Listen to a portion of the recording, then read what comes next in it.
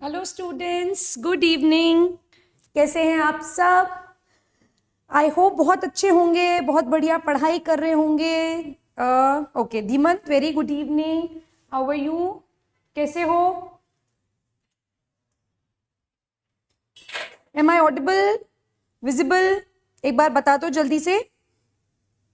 जो फिर कई बार ऐसे होता है कि हम बहुत सारा बोल देते हैं और ऑडियो ही नहीं जा रहा होता। देखो एक बार, ऑडिबल विजिबल हूं मैं?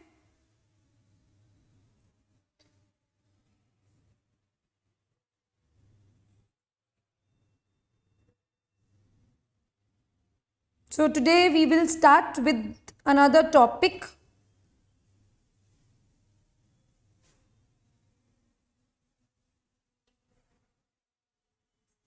Shreyansh hi. Shreyansh, am I audible and visible? एक बार प्लीज मुझे बता दो।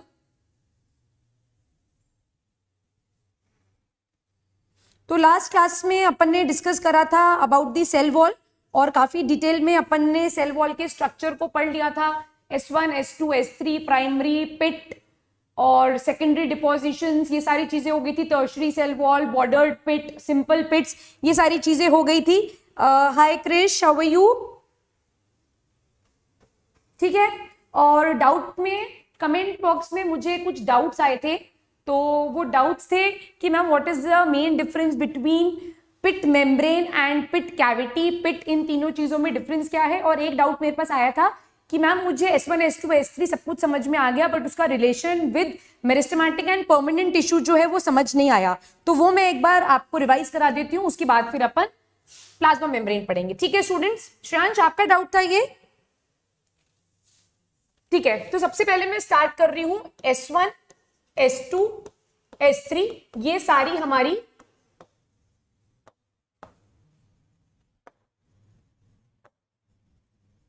हमारे पास सेकेंडरी सेल वॉल है। ठीक है? नहीं, आप लेट नहीं हो, आप लेट नहीं हो रोहित। ठीक, अब सबसे पहले जो सेल वॉल अपन ने पढ़ी थी वो थी प्राइमरी सेल वॉल। ठीक, अब मैं आपको लास्ट क्लास में ये बताना चाह रही थी कि जो प्राइमरी सेल वॉल होती है वो हमारी प्रेजेंट होती है it is present in meristematic tissue. Meristematic tissue वो सेल्स हैं या it is made up of दो cells which are actively dividing. नहीं, मैंने अभी नहीं पढ़ाना स्टार्ट किया है, मैं प्रीवियस का थोड़ा सा पार्ट रिवाइज करा रही हूं। मुझसे किसी ने डाउट पूछा था तो वही मैं रिपीट कर रही हूं। ठीक है, कुछ नहीं पढ़ाया मैंने अभी, don't worry. So they are actively dividing cells, और इन एक्टिवली डिवाइडिंग सेल्स में जो सेल वॉल प्रेजेंट है वो कैसी होती है? प्राइमरी सेल वॉल होती है। बट जब मेरिस्टेमेटिक सेल्स जो है, मेरिस्टेमेटिक टिश्यू जो है, ये परमानेंट टिश्यू में कन्वर्ट हो जाता है। ठीक है, जब ये डिफरेंशिएट होके परमानेंट टिश्यू में कन्वर्ट हो जाता है, उसके बाद इस परमानेंट टिश्यू के अंदर सेल वॉल जो है वो सेकेंडरी टाइप की सेल वॉल डेवलप हो जाती है। Now it could have S1, it could have S1 and S2 both, और it can have S1, S2 and S3, all the three. और अगर मैं जिम्नोस्पर्म्स की बात करूं तो वहां पर एक टर्शरी सेल वॉल भी प्रेजेंट होती है। करीना हेलो, अमन हेलो। आज अवनी नहीं आई क्लास में अभी तक। क्लियर है ये वाला कंसेप्ट? क्लियर है? ओके। अब एक पिट कैविटी वाला जो डाउट था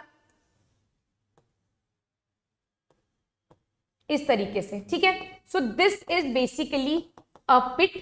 पिट वो एरिया है जहां पर आपका जो सेकेंडरी सेल वॉल मटेरियल है वो डिपॉजिट नहीं हुआ। ठीक, तो इस पिट में दो चीजें होती है। एक होती है पिट कैविटी, दैट मीन्स वो अनथिकेंड एरिया जो है जहां पर सेकेंडरी सेल वॉल डिपॉजिट नहीं हुई है, उस खड्डे को, उस खाली जगह को बोला जाता है पिट कैविटी। ठीक है, और ये जो पिट है इसकी मेम्ब्रेन होती है, और वो मेम्ब्रेन किसकी बनी हुई होती है? The membrane is made up of middle lamella, it is made up of middle lamella and primary cell wall.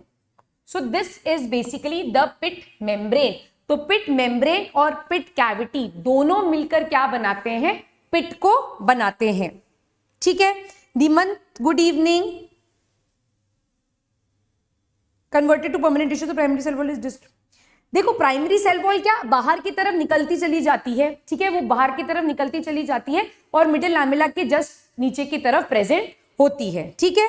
और कुछ सेल्स में वो डिस्ट्रॉय भी हो जाएगी अगर वो सेल डेड हो गया, ठीक है, उसके ऊपर बहुत थिक डिपॉजिट्स आ गए, लिग्निन के, सुबरिन के, पेक्टिन के, बहुत हेवीली डिपोजिशन हो गया, तो वहां पर सिर्फ डिपॉजिट वाला पार्ट थिक रह जाएगा और बाकी सारा सेल जो है वो डेड हो जाएगा। तो लिविंग कंपोनेंट सारे ही क्या हो जाएंगे, रिप्लेस हो जाएंगे, ठीक है।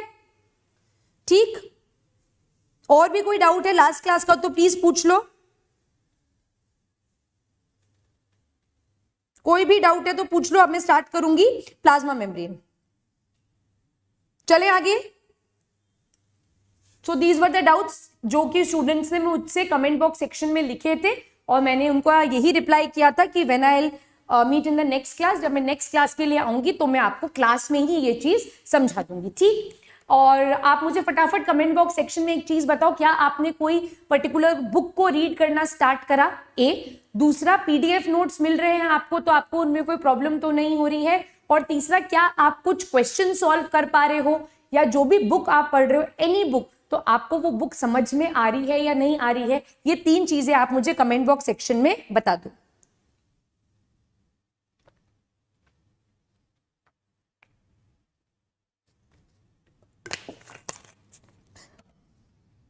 चाइल्डहुड, अगर सेल वॉल के ऊपर थिक सेकेंडरी डिपॉजिट्स आ गए हैं तो सारा लिविंग पार्ट जो है वो डेड में कन्वर्ट हो जाएगा, वो सेल ही पूरा डेड हो जाएगा। तो वहां पर थिकेंड पोर्शंस रह जाएंगे सिर्फ सुबरिन के, लिग्निन के, और सेल्यूलोज और हेमीसेल्यूलोज बहुत ही कम क्वांटिटी में प्रेजेंट रहेगा, ठीक। चलिए, सो आज अपन पढ़ना स्टार्ट करेंगे the next topic, that is plasma membrane, which is also called as cell membrane, ठीक है।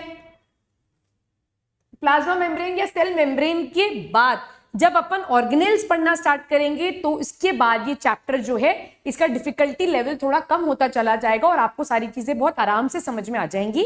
मेरे अकॉर्डिंग, मेरा फीडबैक अगर आप लो तो मेरे हिसाब से बस प्लाज्मा मेम्ब्रेन सेल का थोड़ा सा एक टिपिकल पार्ट है, क्योंकि इसमें काफी सारी ऑर्गेनिक केमिस्ट्री भी इन्वॉल्व होती है और इसमें काफी सारी ऐसी चीजें भी इंट्रोड्यूस हो जाती हैं जो आप आगे आने वाले चैप्टर्स में डिटेल में पढ़ते हो। तो जब हम आगे पढ़ते हैं तो हमको क्लैरिटी से सारी चीजें समझ में आ जाती हैं, बट अभी हम उन चीजों को जब समझते हैं तो हमको थोड़ा बहुत डिफिकल्टी लेवल रहता है। बट आप परेशान मत हो ना, अपन धीरे धीरे करके सारी चीजों को बहुत ढंग से समझेंगे, ठीक है।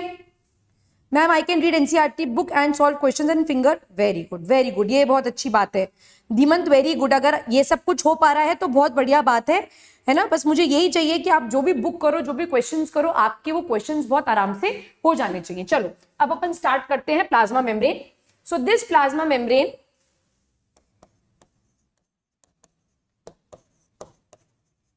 it is present in both prokaryotes, यानी बैक्टीरिया में भी प्रेजेंट है, एंड यूकैरियोट्स।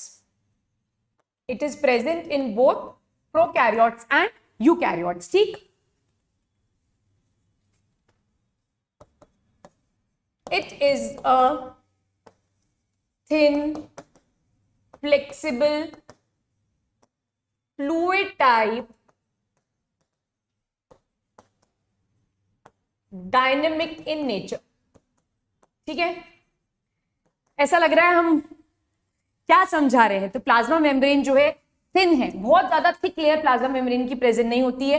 फ्लेक्सिबल है, दैट मींस रिजिड नहीं है सेल वॉल की जैसे, फ्लेक्सिबल है, आराम से आप इसे मूव करते हो।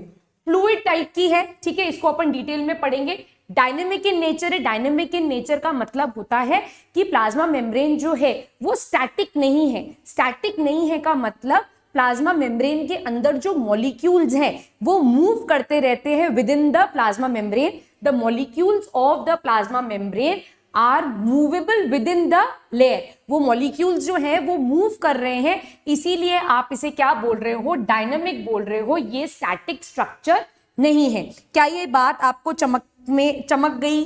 क्या ये बात चमक गई? क्या ये पॉइंट क्लियर है? क्या ये बात क्लियर है कि प्लाज्मा मेम्ब्रेन जो है वो थिन है, फ्लेक्सिबल है, फ्लूइड इन नेचर है और डायनेमिक है। डायनेमिक का मतलब है स्टैटिक नहीं है, ऐसे नहीं रहेगी, बट इसके अंदर कुछ कुछ मूवमेंट होते रहेंगे। क्लियर?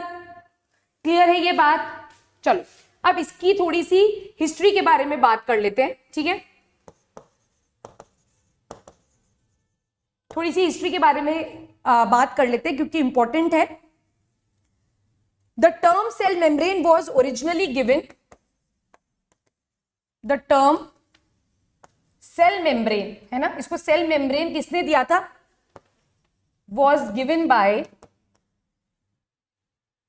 अभिज्ञान क्या हो गया? किस चीज के लिए यस बोल रहे हो?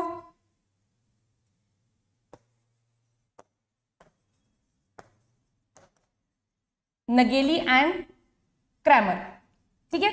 जनरली आईजेसओ के अंदर साइंटिस्ट के नाम पूछे नहीं जाते हैं, बस हाँ आपको थोड़ा बहुत आइडिया होना चाहिए, बस इसीलिए मैं आपको ये सारी चीजें बता रही हूं, ठीक है? इसको plasma membrane, the term plasma membrane और plasmalemma was given by a scientist Plov. It was actually discovered by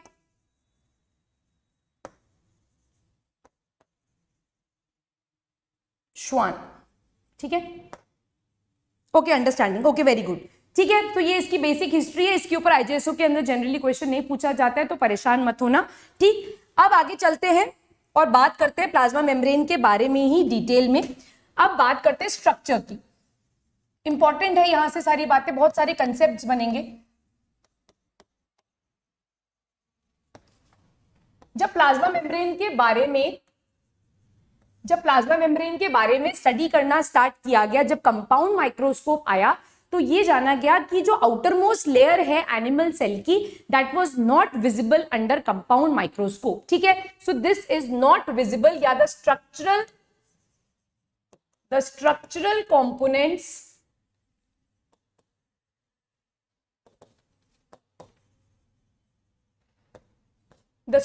components of plasma membrane were visible under electron microscope, और इलेक्ट्रॉन माइक्रोस्कोप के अंदर जब इसे देखा गया तो ये पाया गया कि प्लाज्मा मेम्ब्रेन को जब देखा गया तो इस तरह से, ध्यान से देखो, यहां पर एक आउटर डार्क लेयर दिखी, एक इनर डार्क लेयर दिखी, और इनके बीच में एक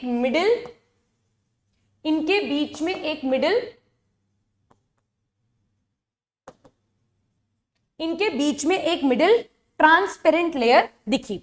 तो ऐसा जब इलेक्ट्रॉन माइक्रोस्कोप के अंदर देखा गया तो ये कंक्लूजन निकाला गया that the plasma membrane is trilaminar. Plasma membrane जो है ट्राइलैमिनार इन नेचर है, that means it is basically made up of 3 layers. ये कितनी लेयर्स की बनी हुई है? It is made up of 3 layers, outer dark layer, middle transparent layer and the innermost dark layer. तो ये तो समझ में आया कि ये 3 लेयर्स की बनी हुई है। अब जब भी हम प्लाज्मा मेम्ब्रेन के स्ट्रक्चर के बारे में बात करते हैं, जब प्लाज्मा मेम्ब्रेन के स्ट्रक्चर के बारे में बात की जाती है, तो एक मॉडल का नाम बहुत तेजी से लिया जाता है, and the name of the model is fluid mosaic model. उस मॉडल का नाम है fluid mosaic model, and it was proposed bye singer and Nicholson. तो ये इंपॉर्टेंट है, प्लाज्मा मेम्ब्रेन का जो एग्जैक्ट स्ट्रक्चरल स्टडी या जो पूरा कॉम्पोजिशन ऑफ प्लाज्मा मेम्ब्रेन जो है, वो जिस साइंटिस्ट ने समझाया था, they were Singer and Nicolson, and the name of the model was fluid mosaic model, and this is the most accepted structure, या this is most accepted theory about the plasma membrane. इनसे पहले भी बहुत सारे scientist ने plasma membrane के structure को explain किया, बट वो कंप्लीटली हर एक चीज प्लाज्मा मेम्ब्रेन के बारे में समझा नहीं पाए, ठीक है? आप अगर कोई पुरानी बुक देखोगे तो आपको एक मॉडल का नाम मिलेगा सैंडविच मॉडल, ठीक है? आपको एक मॉडल का नाम मिलेगा यूनिट मेम्ब्रेन मॉडल, जो कि रॉबर्टसन ने दिया था, सैंडविच मॉडल जो था वो डैनियल और डैवसन ने दिया था। तो ये नाम आपको कई बार ऑप्शंस में देखने के लिए मिल जाएंगे, बट अगर आप न्यू एनसीईआरटी देखोगे या आप नई कोई सी भी किताब देखोगे, वेदर इट इज ट्रूमैन और इट इज पियर्सन और इट इज पाथफाइंडर, कोई भी बुक अगर आप देखोगे तो वहां पर आप इनका जिक्र नहीं पाओगे, बट हाँ ऑप्शंस में आपको इनके नाम मिल जाएंगे कि that the structure of the plasma membrane was proposed by या the fluid mosaic model was proposed by. तो डैनियल एंड डैवसन का नाम जरूर वहां पर आएगा, वहां पर रॉबर्टसन का नाम जरूर आएगा। और पर हमको जिन साइंटिस्ट के बारे में बात करनी है वो है सिंगर एंड निकलसन। पुराने कंसेप्ट के बारे में बात करूं, पुराने जमाने के बारे में बात करूं, 2002, 2003, 2004 उस टाइम पर जब बायोलॉजी को पढ़ाया जाता था तब सारे रिजेक्टेड मॉडल्स भी पढ़ाए जाते थे और उसके बाद एक्सेप्टेड मॉडल को पढ़ाया जाता था। बट अब क्योंकि पढ़ाई थोड़ी सी रिफाइन हो गई है तो रिजेक्टेड मॉडल्स को हटा दिया गया है और सबसे ज्यादा एक्सेप्टेड मॉडल जो है उसी के बारे में बात यहाँ पर की जाती है। ठीक है, तो अपन भी जिस स्ट्रक्चर के बारे में बात करेंगे, जिस मॉडल के बारे में बात करेंगे वो होगा fluid mosaic model which was proposed bye singer and Nicolson. यहां तक क्या सारी चीजें क्लियर हैं? कोई डाउट है? कोई डाउट है तो प्लीज मेंशन कर दीजिए। अब बात करते हैं फ्लूइड मोज़ैक मॉडल की। अब इसका नाम फ्लूइड मोज़ैक क्यों रखा गया? फ्लूइड इसीलिए रखा गया क्योंकि जो हमारी प्लाज्मा मेम्ब्रेन है वो फ्लूइडिटी मेंटेन करती है, वो एक बहुत फर्म रिजिड स्ट्रक्चर नहीं है, उसमें कंटिन्यूअसली मूवमेंट्स होते रहते हैं, इसीलिए उसको बोला गया फ्लूइड। मोज़ैक इसको इसीलिए बोला गया, मोज़ैक पेंटिंग होती है ना, या आप टेबल के ऊपर आपने कभी देखा होगा जो सेंटर टेबल होती है उस पे मोज़ैक पैटर्न बने हुए होते हैं। मोज़ैक का मतलब होता है कि कोई यूनिफॉर्मिटी नहीं है। ठीक है, आपने अगर किसी पीस को ऐसे लगाया तो आपने मोज़ैक पैटर्न में क्या होता है, एक पीस ट्राइंगल है, फिर एक पीस स्क्वायर है, फिर राउंड है, इस तरह से अरेंजमेंट होता है, तो कोई वेल यूनिफॉर्म स्ट्रक्चर नहीं होता, so that is called as mosaic. तो एग्जैक्टली प्लाज्मा मेम्ब्रेन में फ्लूइडिटी प्रेजेंट है, इसीलिए उसको बोला गया फ्लूइड। और यहाँ पर लिपिड और प्रोटीन का जो अरेंजमेंट है वो यूनिफॉर्म नहीं है। ऐसा नहीं होगा कि 5 लिपिड के बाद एक प्रोटीन, फिर 5 लिपिड के बाद एक प्रोटीन, ऐसी यूनिफॉर्मिटी वहां प्रेजेंट नहीं होती। Therefore this model is called as fluid mosaic model. Clear है ये बात? क्लियर? ओके, क्रिश क्या हो गया? समझ में आ गया ना? चलो अब इस फ्लूइड मोज़ैक मॉडल के बारे में बात करें। So the plasma membrane is mainly made up of lipid and protein। ठीक है, मेनली प्लाज्मा मेम्ब्रेन किसकी बनी हुई है? लिपिड और प्रोटीन की बनी हुई है। But the percentage of lipid and protein varies in different cells. अलग अलग सेल्स में लिपिड और प्रोटीन का जो परसेंटेज है वो वेरी करता है, ये फिक्स प्रपोर्शन में या फिक्स परसेंटेज में प्रेजेंट नहीं है। अगर आप बुक्स को देखोगे तो वहां पर जनरली आपको आरबीसी का या फिर वहां पर एक न्यूरॉन के एग्जांपल से समझाया जाएगा कि आरबीसी के अंदर लिपिड का परसेंटेज क्या है, प्रोटीन का परसेंटेज क्या है और न्यूरॉन के अंदर इनका परसेंटेज क्या है। Okay, with the same spirit on Tuesday by revising every topic that is. School exams चल रहे हैं प्रतीक? ओके ओके, चमक गया, अच्छा इसलिए बल्ब जलाया। Okay, very good very good. Okay Pratik, so you continue with your school exam. School exams काफी important होते हैं, आप उसके साथ कंटिन्यू करिए और सेम स्पिरिट के साथ वापस आइए। You are being missed in the class, ठीक है, बट एग्जाम्स दीजिए। All the best for your exams और सारे रिकॉर्डेड लेक्चर्स देखकर आप ट्यूसडे से वापस आइए। वैसे भी कल संडे है, क्लास नहीं है मेरी। नेक्स्ट क्लास अब ट्यूसडे को ही आएगी, मंडे को आपकी केमिस्ट्री की क्लास होगी, तो वो भी आप रिकॉर्डेड फॉर्म में देख लेना, ठीक है। अब यहां पर अगर मैं लिखूं, अगर मैं आरबीसी के बारे में बात करूं तो आरबीसी के अंदर अराउंड 52% ऑफ प्रोटीन्स प्रेजेंट होते हैं और 40% ऑफ लिपिड्स प्रेजेंट होते हैं, ठीक है। अब यही मैं अगर आपसे बात करूं अबाउट न्यूरॉन, अगर मैं न्यूरॉन के बारे में बात करूं तो यहां पर लिपिड जो है वो 80% है और प्रोटीन्स जो है यहां पर 20% है, तो ये आपको वेरिएबल ही मिलेगा। बट कॉमन बात क्या है? The plasma membrane is mainly made up of what? It is mainly made up of lipid and protein. It also contains It also consists of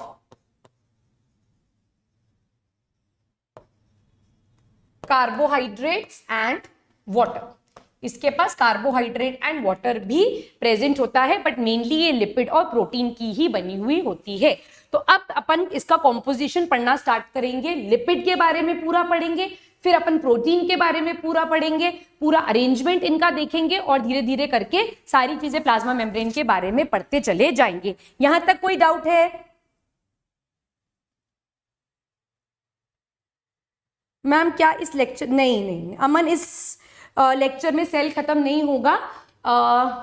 plasma membrane क्योंकि एक बड़ा टॉपिक है तो plasma membrane ही पूरा नहीं हो पाएगा आज तो मुझे लगता है। तो प्लाज्मा मेम्ब्रेन क्योंकि ट्रांसपोर्टेशन अक्रॉस प्लाज्मा मेम्ब्रेन काफी डिटेल्ड पार्ट हो जाता है, तो आज का पूरा lecture plasma membrane, next lecture का half an hour plasma membrane, उसके बाद सेल ऑर्गेनेल्स पढ़ाना स्टार्ट कर दूंगी और मैं नेक्स्ट वीक में डेफिनेटली सेल चैप्टर खत्म कर दूंगी। मतलब नेक्स्ट 3 लेक्चर्स में सेल चैप्टर को हम फिनिश कर देंगे। और बाय चांस मुझे ऐसा लगा कि 3 लेक्चर्स में सेल नहीं खत्म हो पा रहा है तो मैं एक बार बात करूंगी, if I can arrange for extra class on Friday, तो मैं एक एक्स्ट्रा क्लास जरूर लूंगी फ्राइडे को, ताकि मैं आपका सेल चैप्टर इस मतलब आने वाले हफ्ते में खत्म कर दूंगी। ठीक है।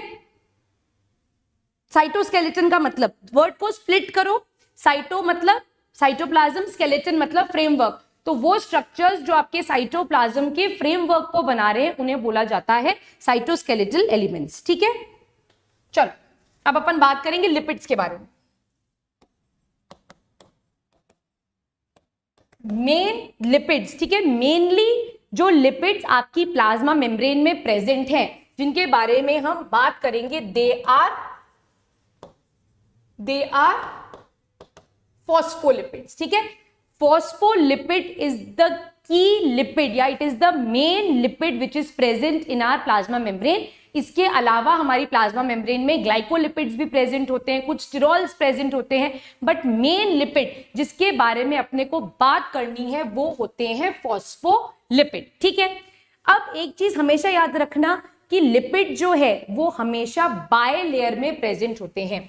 Lipids are present in bilayer. Bilayer का मतलब हुआ they are present in 2 layers. ठीक है। They are present in two layers. ठीक है, यानी 2 लेयर्स प्रेजेंट होंगी किसकी, आपकी फॉस्फोलिपिड की या फिर लिपिड की। और मेन लिपिड जो हमारी प्लाज्मा मेम्ब्रेन में है वो है फॉस्फोलिपिड। अब इस फॉस्फोलिपिड के स्ट्रक्चर को अगर अपन देखें, इस फॉस्फोलिपिड के स्ट्रक्चर को अपन देखें, वैसे तो ये थोड़ा सा ऑर्गेनिक केमिस्ट्री का पार्ट हो जाता है और आपको ये बात डिटेल में समझ में आएगी जब अपन बात करेंगे बायोमोलिक्यूल्स की। पर अभी के लिए बस इतना सा समझ लो कि फॉस्फोलिपिड का जो स्ट्रक्चर है उसमें इस तरह से 3 ग्लिसरॉल प्रेजेंट होते हैं, CH2OH, CH2OH, CH2OH। यहां पर प्रेजेंट होता है एक फैटी एसिड, यहां पर प्रेजेंट होता है एक फैटी एसिड, और यहां पर प्रेजेंट है एक फॉस्फेट ग्रुप, यहां पर प्रेजेंट है एक फॉस्फेट ग्रुप।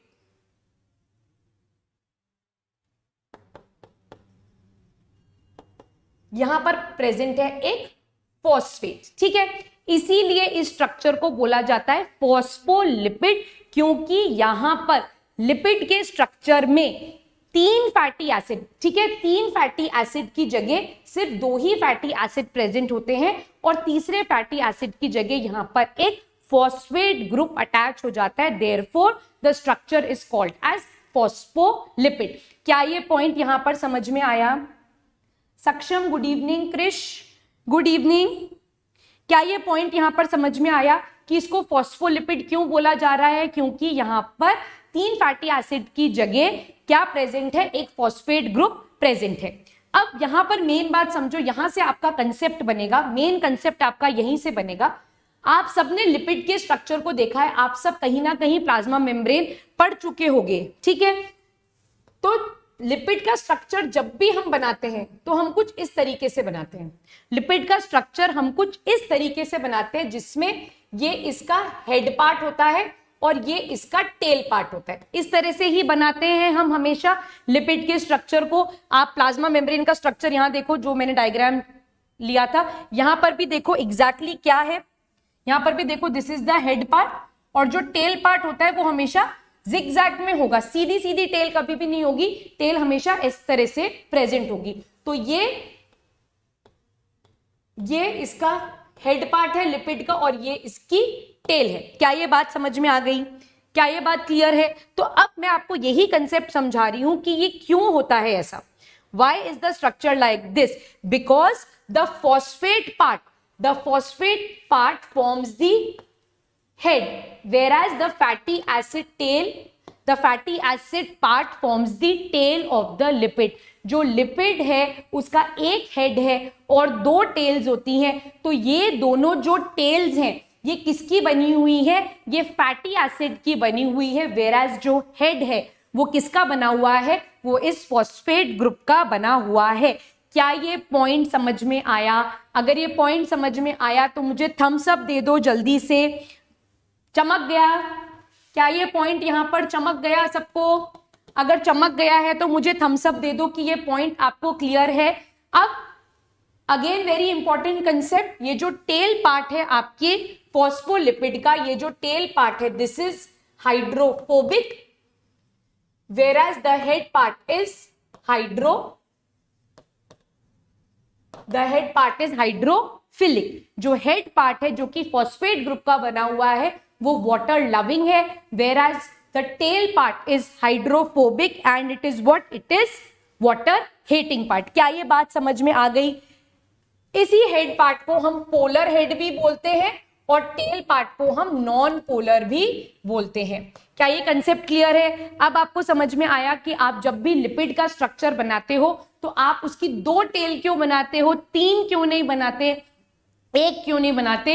इसका रीजन एकदम क्लियर है कि जो लिपिड है, जो फॉस्फोलिपिड इस प्लाज्मा मेम्ब्रेन में प्रेजेंट है, उसमें दो फैटी एसिड की चेन्स है और तीसरे फैटी एसिड की जगह यहाँ पर फॉस्फेट ग्रुप प्रेजेंट है, therefore it is called as phospholipid. ये जो फॉस्फेट पार्ट है ये आपके लिपिड के हेड को बनाता है और फैटी एसिड की जो चेन्स हैं वो आपके फॉस्फोलिपिड के टेल को बना रही है, इसीलिए टेल हमेशा ऐसे दो बनती है। चमक गया? अवनी आ गए आप? Clear? This is clear? Okay. अब देखो लिपिड का अरेंजमेंट कैसा होता है। लिपिड का अरेंजमेंट कैसा होता है देखो,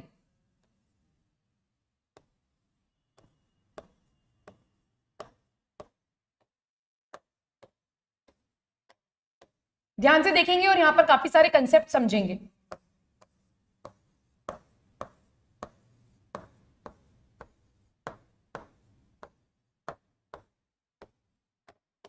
देखो, so this is the phospholipid bilayer. This is what? This is phospholipid bilayer.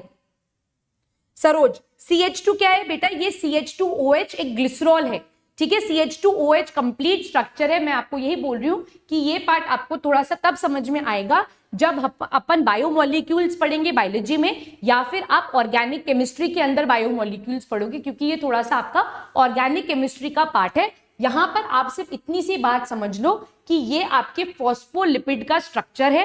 अगर मैं यहां से फॉस्फेट ग्रुप को हटा दूं और यहां पर भी एक फैटी एसिड जोड़ दूं तो ये क्या बन जाएगा? ये आपका लिपिड का स्ट्रक्चर बन जाएगा, ठीक है। आपने फैट का डाइजेशन सुना होगा ना, कि फैट जब भी डाइजेस्ट होता है तो वो ब्रेक डाउन होता है into fatty acid and glycerol. तो यहां पर अगर फॉस्फेट ग्रुप को हटा दूं तो यहां पर फैटी एसिड लगा दूं तो ये आपका लिपिड बन गया। यहीं पर अगर मैंने एक फैटी एसिड को हटा के फॉस्फेट लगा दिया तो ये क्या बन जाएगा? आपका फॉस्फोलिपिड बन जाएगा, ठीक है। चमक गया? चमक गया, चलो बहुत बढ़िया। सरोज चमक गया? सो this is your phospholipid, this is your phospholipid bilayer. अब यहां पर इंपॉर्टेंट बात यह है कि इनका अरेंजमेंट किस तरीके से होता है। ध्यान से देखो, दिस इज एनी सेल, ये एक सेल है, ये सेल की प्लाज्मा मेम्ब्रेन है। इसी प्लाज्मा मेम्ब्रेन के स्ट्रक्चर को मैंने एनलार्ज कर आपको यहां बना दिया है। यहां पर सिर्फ मैंने लिपिड पार्ट बनाया है, अभी प्रोटीन पार्ट अपन डिस्कस नहीं कर रहे हैं, ठीक है। Common biology, very good, thank you.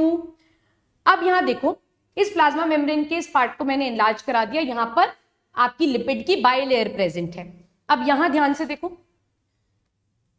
Plasma membrane का एक पार्ट जो है वो साइटोप्लाज्म के कांटेक्ट में रहता है और एक पार्ट जो है वो एक्स्ट्रा सेल्यूलर एनवायरनमेंट को फेस करता है। मतलब प्लाज्मा मेम्ब्रेन का एक पार्ट, द गेमिंग जोन, कहां से करें मैं बताती हूं आपको, मैं बताती हूं क्वेश्चन प्रैक्टिस कहां से करने हैं। लिपिड्स बहुत सारे टाइप के होते हैं बेटा, लिपिड्स बहुत सारे टाइप्स के होते हैं। This is one of the type, है ना, जैसे सैचुरेटेड हो जाएंगे, अनसैचुरेटेड फैटी एसिड्स हो जाएंगे, बहुत सारे टाइप के हो जाएंगे, स्फिंगोलिपिड्स हो जाएंगे, तो बहुत सारे टाइप के हैं। बट आपको धीरे धीरे धीरे करके सारी चीजें समझ में आ जाएंगी। अभी अपन ने फर्स्ट चैप्टर के कुछ पार्ट को ही पढ़ा है, यही चीज अपन 6 महीने बाद डिस्कस कर रहे होंगे, तो आपको काफी क्लैरिटी मिल चुकी होगी। ठीक है, और गेमिंग जोन में आई थिंक आपका नाम विवेक है, तो विवेक मैं आपको लास्ट में जरूर बता के जाऊंगी कि क्वेश्चंस कहां से प्रैक्टिस करने हैं। ठीक, अब देखो प्लाज्मा मेम्ब्रेन का एक पार्ट जो है वो एक्स्ट्रा सेल्यूलर एनवायरनमेंट को फेस करता है, मतलब सेल के बाहर के एनवायरनमेंट को फेस करता है, और एक पार्ट ऑफ प्लाज्मा मेम्ब्रेन जो है वो सेल के अंदर के एनवायरनमेंट को फेस करता है। यहां ध्यान से देखो, सरोज को भी चमक गया। ठीक है, suppose this is a cell, है ना, this is a cell, these two are the plasma membrane. Let us talk of a single plasma membrane here. तो ये जो प्लाज्मा मेम्ब्रेन है ये सेल के अंदर के पार्ट को भी फेस कर रही है, और यही प्लाज्मा मेम्ब्रेन सेल के बाहर के पार्ट को भी फेस कर रही है। अब अगर मैं प्लाज्मा मेम्ब्रेन बोल रही हूं, दैट मीन्स मैं बात कर रही हूं लिपिड्स के बारे में। ठीक, अब लिपिड्स के केस में क्या होगा, the lipid is arranged in such a manner, lipid का जो अरेंजमेंट है वो कुछ इस तरीके से होगा that the head part of the lipid of one layer faces the extra cellular part, extra cytoplasmic part, and one part of the lipid faces the cytoplasm. ठीक है, दैट मीन्स लिपिड का जो वाटर लविंग पार्ट है, lipid का जो water loving part है, that means जो lipid का हेड है वो ही हमेशा वाटर वाले एनवायरनमेंट को फेस करे। जो वाटर हेटिंग पार्ट है वो वाटर से हमेशा दूर ही रहे, इसीलिए टेल जो है वो हमेशा एक्स्ट्रा साइटोप्लाज्मिक या एक्स्ट्रा सेल्यूलर एनवायरनमेंट या साइटोप्लाज्म के एनवायरनमेंट से दूर रहती है। तो टेल जो है वो कुछ इस तरीके से एक दूसरे को फेस करेगी, और जो हेड है वो हमेशा एक्सटर्नल और इंटरनल एनवायरनमेंट को फेस करेगा। क्या ये पॉइंट आपको क्लियर है? क्या ये पॉइंट आपको क्लियर है? ये मैं यहाँ लिख देती हूँ ताकि आपके नोट्स बन जाए, क्योंकि ये बहुत छोटी छोटी सी बातें हैं और ये छोटी छोटी बातें ही हम एग्जाम में भूल जाते हैं। ठीक है, मैं लिख रही हूं यहां पर, the lipid bilayer is arranged in such a manner that the head of phospholipid, the head of phospholipid faces the extracellular as well as cytoplasmic face या साइटोप्लाज्मिक एनवायरनमेंट लिख देते हैं।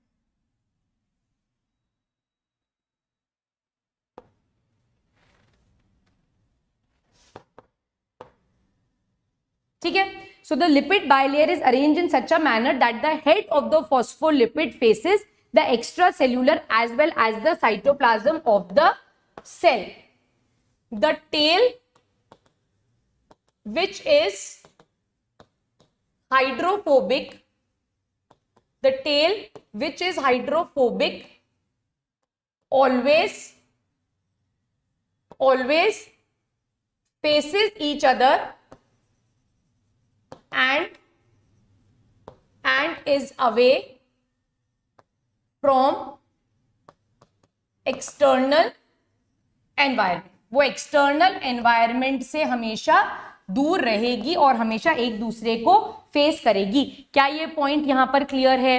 एब्सोल्युटली क्लियर है, हाँ या ना? अगर समझ में आ गया है तो मुझे जल्दी से थम्स अप दे दो। सरोज, अवनी, विवेक, अमन, सब लोग जल्दी से मुझे एक थम्स अप दे दो, या बल्ब भेज दो कि हमको समझ में आ गया है, फिर मैं आपको आगे लिपिड का मूवमेंट समझाऊंगी। ठीक है, फटाफट से भेज। चलो, बहुत बढ़िया। चलिए, अब नेक्स्ट टॉपिक अपन यहां पर देखते हैं, movement of lipid in the plasma membrane. Important है ये,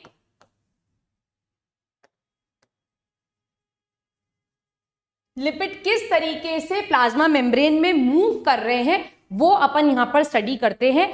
लिपिड मूव कर पा रहे हैं, लिपिड क्यों मूव कर पा रहे हैं, क्योंकि मैंने आपको स्टार्टिंग में ही बोला था कि हमारी प्लाज्मा मेम्ब्रेन जो है वो स्टैटिक नहीं है, वो डायनेमिक है, और प्लाज्मा मेम्ब्रेन के जो मॉलिक्यूल्स हैं वो with in the plasma membrane definitely move करेंगे। And because of this movement the plasma membrane is defined as fluid in nature। यही उसकी फ्लूइडिटी का मेजर है कि जो मॉलिक्यूल्स या जो कंपोनेंट्स है प्लाज्मा मेम्ब्रेन के वो मूव कर पा रहे हैं, तो वही उसकी फ्लूइडिटी का मेजरमेंट है। एंड आई थिंक आप यही चीज केमिस्ट्री में भी पढ़ रहे हो कि कोई चीज फ्लूइड क्यों है, क्योंकि वो मूव कर पा रही है। क्या सॉलिड पार्टिकल्स मूव कर सकते हैं तो वो रिजिड हो जाएंगे, तो प्लाज्मा मेम्ब्रेन जो है वो एक रिजिड स्ट्रक्चर नहीं है, वो एक थिन फ्लेक्सिबल स्ट्रक्चर है, इसीलिए वहां पर मूवमेंट पॉसिबल है। And because of this movement the plasma membrane is fluid in nature. और कौन सा मॉलिक्यूल कितना मूवमेंट शो कर पाता है, इससे आप प्लाज्मा मेम्ब्रेन की फ्लूइडिटी को मेजर कर सकते हो। क्या ये पॉइंट समझ में आ गया? क्लियर है ये? ओके। अब यहां पर देखो, सबसे पहला मूवमेंट जो है दैट इज रोटेशनल मूवमेंट। मैं सिर्फ लिपिड के मूवमेंट की बात कर रही हूं, पहले पूरा लिपिड पढ़ाऊंगी, फिर प्रोटीन पढ़ाऊंगी, फिर कार्बोहाइड्रेट्स बताऊंगी, ठीक है, और उसके बाद कोलेस्ट्रॉल का फंक्शन बताऊंगी। मतलब एक एक करके सारी चीजें आपको समझाऊंगी, और फिर लास्ट में जो डायग्राम सबसे पहली स्लाइड पे मैंने लगा रखा था उसको अपन पूरा अच्छे से डिकोड करेंगे। ठीक, क्लियर है ये बात? चलो सबसे पहले अपन देखेंगे रोटेशनल मोशन। रोटेशनल मोशन में क्या होता है, दिस इज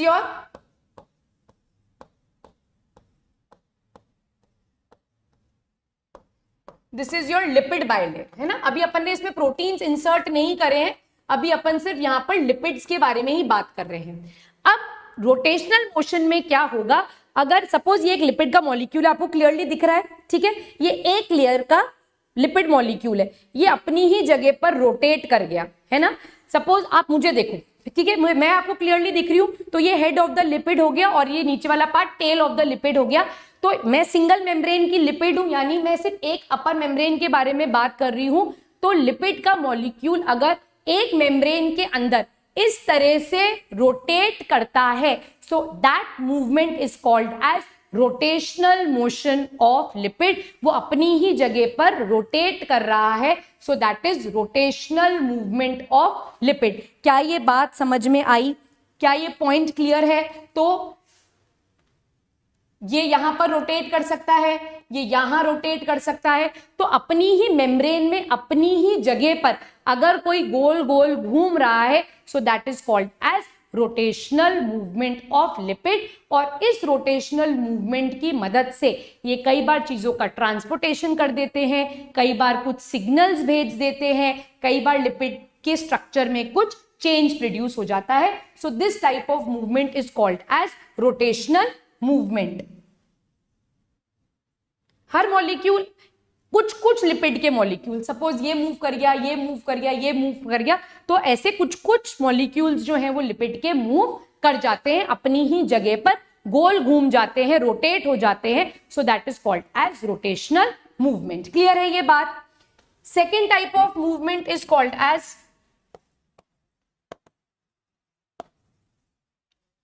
लैटरल मूवमेंट।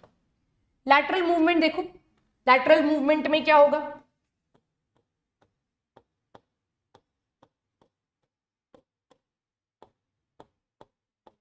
दिख रहा है आपको यहां पर क्लियरली या साइड में बनाऊं?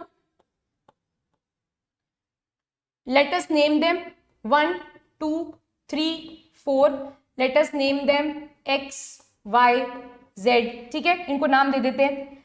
अब लैटरल मूवमेंट में क्या होगा, आप ध्यान से देखो इधर,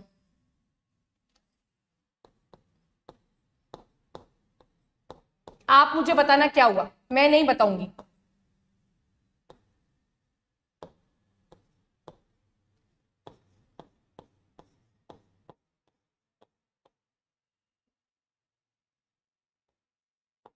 मुझे बताओ क्या हुआ, यहां पर मुझे देखकर बताओ लैटरल मूवमेंट में एक्चुअली हुआ क्या है, बताओ मुझे, फिर मैं आपको समझाऊंगी। किसी को समझ में आया यहां पर क्या हुआ है?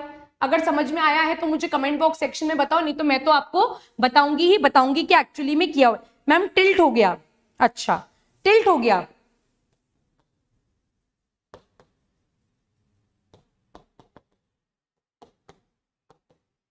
ध्यान से देखो क्या हुआ।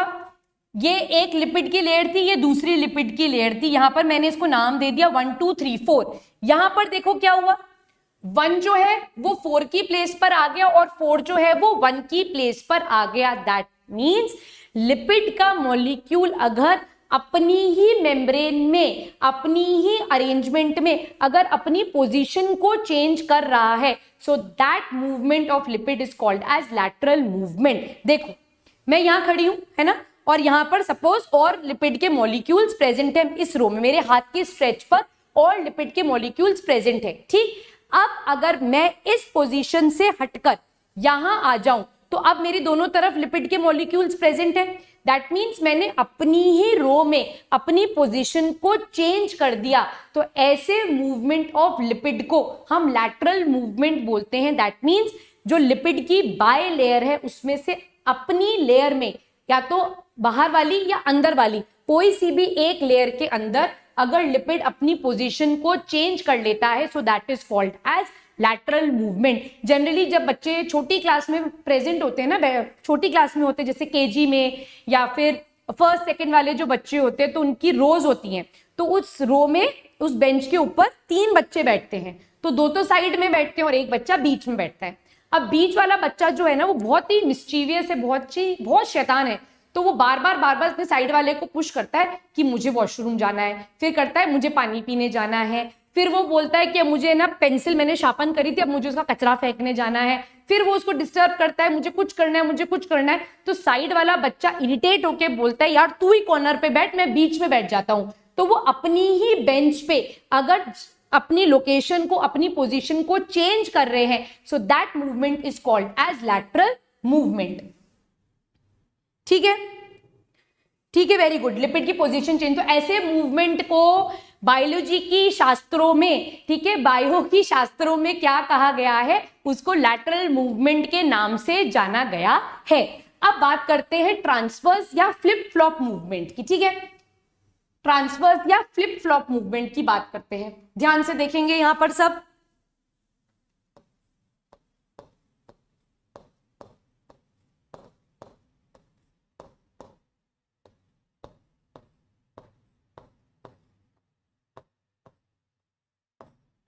ठीक है। अब देखो क्या हुआ, इसको नाम देते थे 1 2 3 4, इसको नाम दे देते हैं यहां पे ABCD, ठीक है। अब देखो क्या हुआ मुझे बताना,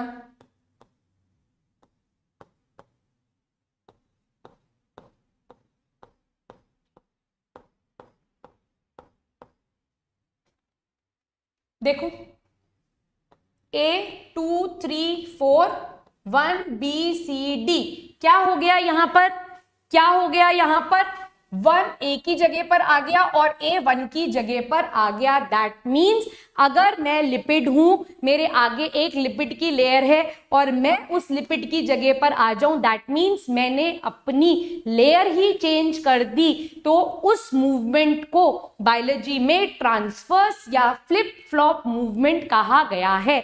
ठीक है, जैसे आप बैठते थे ना स्कूल में, जब जाते हो तो एक ए रो होती है, एक बी होती है, एक सी होती है और उसमें बेंचेस लगी हुई होती हैं। तो अगर किसी बच्चे को, एक बहुत ही शैतान बच्चे को मैं ए से उठाकर बी में डाल दूं और बी से उठाकर एक बच्चे को ए रो के अंदर डाल दूं, तो ऐसे मूवमेंट को हम फ्लिप फ्लॉप मूवमेंट या फिर ट्रांसवर्स मूवमेंट कहते हैं। क्या ये पॉइंट समझ में आ गया? Change in 2 layers, very good. Up and down position change हो गया, ठीक है। अगर मैं अपनी लोकेशन यहां से यहां कर दूं तो ये लैटरल मूवमेंट है, अपनी ही जगह पर गोल घूम जाऊं तो रोटेशनल है, और मैं अपनी लेयर ही चेंज कर दूं सो ऐसे मूवमेंट को यहां पर फ्लिप फ्लॉप मूवमेंट कहा गया है। क्या ये पॉइंट क्लियर है? ये लिपिड का movement with in the layer समझ में आ गया कि लिपिड कैसे मूव करता है, और इसी मूवमेंट की वजह से प्लाज्मा मेम्ब्रेन जो है वो एक डायनेमिक स्ट्रक्चर है, वो फ्लूइडिटी मेंटेन करता है, और मेनली फ्लूइडिटी जो है वो लिपिड की वजह से ही मेंटेन होती है। क्या यहां तक सारी पॉइंट्स क्लियर है? बत्ती जली? जल गई, चलो शाबाश, चले आगे।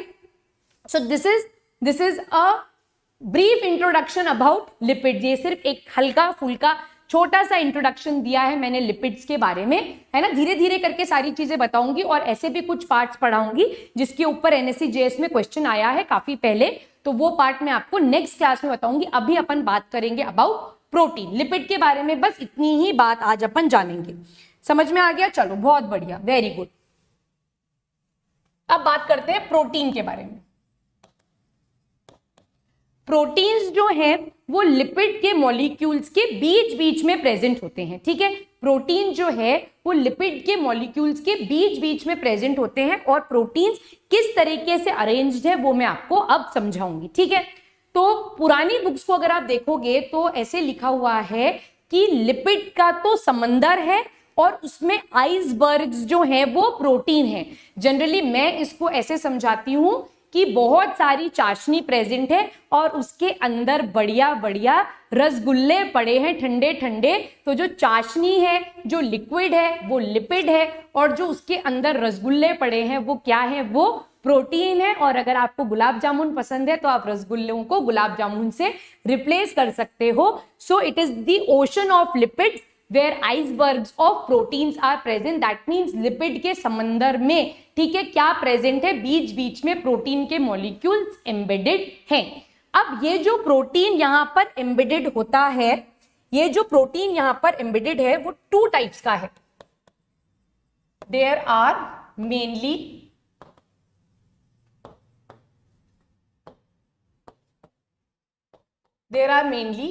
two types of proteins present in the plasma membrane. First type is called as intrinsic protein, and the second is called as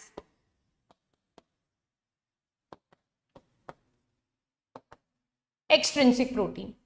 Intrinsic protein जो है वो दो टाइप का होता है। एक होता है पार्शियली एम्बेडेड, और एक होता है फुल्ली एम्बेडेड, और एक है हमारा एक्सट्रिंसिक प्रोटीन। कैसे अरेंज्ड है ये, इनको देखते हैं। ओके, समझ में आ गया? सबके बल्ब जल गए। चलो,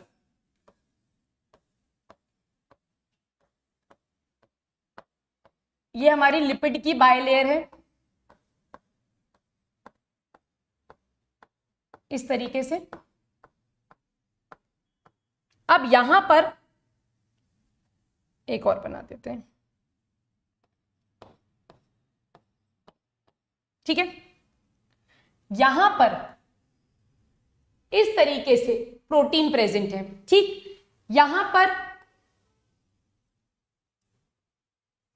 इस तरीके से प्रोटीन प्रेजेंट है, और इस तरीके से यहां पर ऐसे प्रोटीन प्रेजेंट है, और ये लिपिड की लेयर जो है वो आगे कंटिन्यू हो रही है।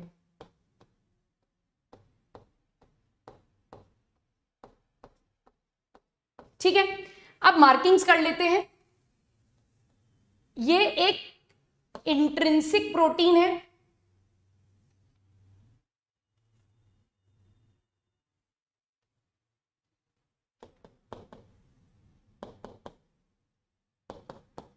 this is intrinsic protein, this is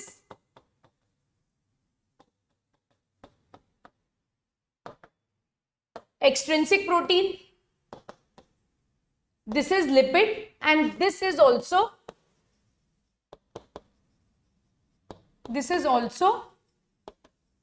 intrinsic protein. Okay, extrinsic protein जो है वो आपको एक्स्ट्रा सेल्यूलर एनवायरनमेंट पे भी मिलेगा, मतलब सेल के बाहर की तरफ, मतलब जो कि एक्सटर्नल एनवायरनमेंट को फेस करेगा वहां पर भी प्रेजेंट मिलेगा।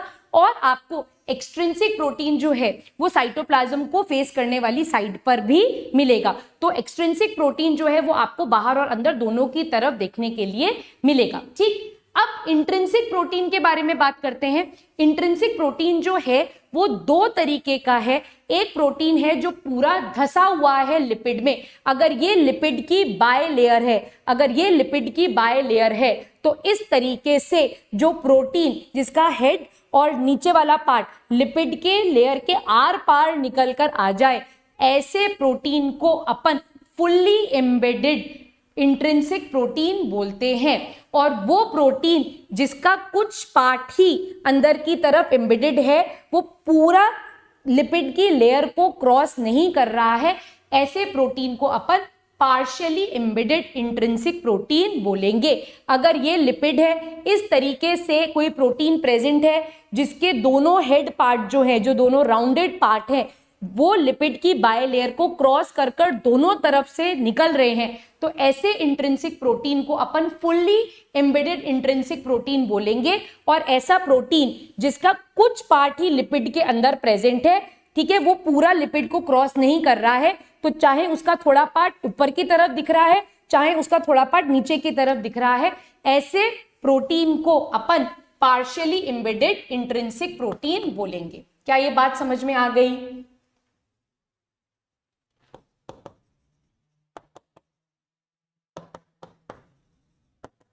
ठीक है, और ये क्या हो जाएगा? ये फुल्ली एम्बेडेड इंट्रिंसिक प्रोटीन हो जाएगा। दैट मीन्स ऐसा प्रोटीन जो लिपिड की लेयर के अंदर पूरी ही तरीके से धसा हुआ है, that is called as fully embedded intrinsic protein. और कुछ बुक्स के अंदर आपको ये देखने के लिए मिलेगा, जो फुल्ली एम्बेडेड इंट्रिंसिक प्रोटीन है उनको हम ट्रांसमेम्ब्रेन प्रोटीन भी बोलते हैं। They are also called as transmembrane protein, they are also called as transmembrane protein. अच्छा,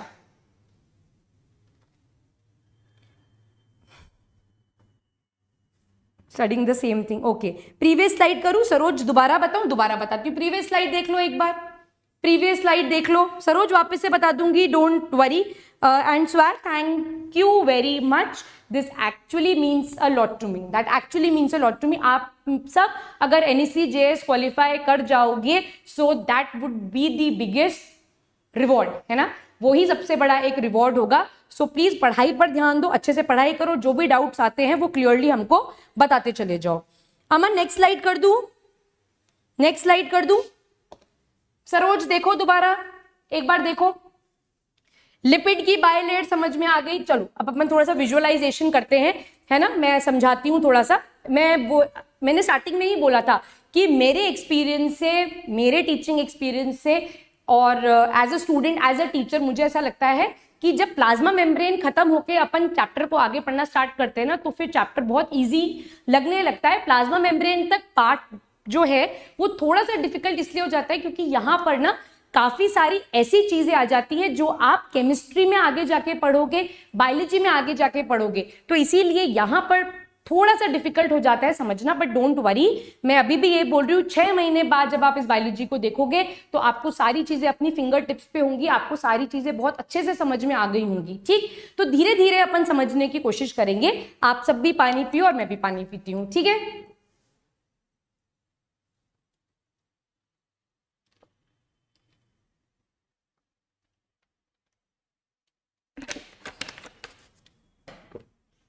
आपको मेरे हाथ और जो चीजें मैं यूज करती हूँ वो क्लियरली दिख जाते हैं ना?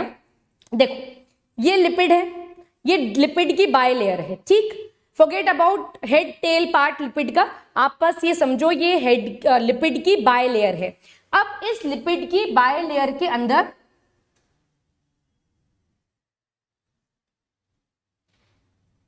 अरे इंस्टाग्राम आईडी, इस लिपिड की बाय लेयर के अंदर, ठीक है, इस तरीके से कोई प्रोटीन एम्बेडेड है, ठीक है।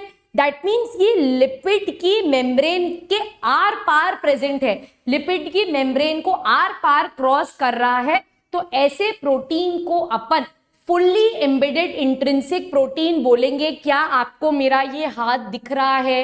तो ये जो प्रोटीन है ये कैसा हो जाएगा, फुल्ली एम्बेडेड इंट्रिंसिक प्रोटीन। समझ में आ गया, ठीक। अब अगर कोई प्रोटीन मेरे पास कोई छोटी चीज नहीं है, एक सेकेंड, ठीक है। अब अगर कोई प्रोटीन, ये दिख रहा है आपको, अब अगर कोई प्रोटीन इस लिपिड बायलेयर के इस तरह से एम्बेडेड है, ठीक है, इस तरह से एम्बेडेड है कि वो लिपिड की बायलेयर को आर पार नहीं कर रहा, एक ही पार्ट के अंदर धसा हुआ है। क्या आपको ये दिख रहा है? So this is called as what? This is called as partially embedded protein. वो लिपिड की इस लेयर पर भी हो सकता है या वो लिपिड की इस लेयर पर भी हो सकता है। तो ऐसे प्रोटीन को अपन क्या बोलेंगे? ऐसे प्रोटीन को अपन पार्शियली एम्बेडेड प्रोटीन बोलेंगे। अब ये लिपिड की बायलेयर है, अब कुछ प्रोटीन ऊपर की तरफ प्रेजेंट है इस तरीके से, तो ऐसे प्रोटीन को अपन एक्सट्रिंसिक प्रोटीन बोलेंगे। ओके, समझ में आ गया? Very good. क्वेश्चन प्रैक्टिस में स्टार्ट करूंगी। Let me finish the chapter first. Chapter खत्म होते ही मैंने पहले भी बोला है कि मेरे हिसाब से जो इंपॉर्टेंट क्वेश्चंस है वो और पीवाईक्यूज दोनों का प्रैक्टिस सेशन में आपको यहां पर करवाऊंगी। सरो चमक गया? ओके, वेरी गुड, सबको चमक गया, क्लियर है। So this is how the proteins are arranged. Now these proteins can also move within the plasma membrane, but the movement of protein is what? It is lateral movement. Protein का lateral movement होता है, ठीक है। और protein जब laterally move कर रहे हैं, so that is also the measure of the fluidity of plasma membrane. ये भी प्लाज्मा मेम्ब्रेन की फ्लूइडिटी का एक मेजर है, अगर प्रोटीन लैटरली मूव कर सकते हैं, ठीक है। Visualisation next. चलो, थैंक यू, समझ में आ गया, यहां तक आपको क्लियर है? मुझे नहीं लगता यहां तक आपको कोई डाउट होगा। अब इसी प्लाज्मा मेम्ब्रेन के ऊपर, यहीं पर मैं बना रही हूं, इसी प्लाज्मा मेम्ब्रेन पर लिपिड पर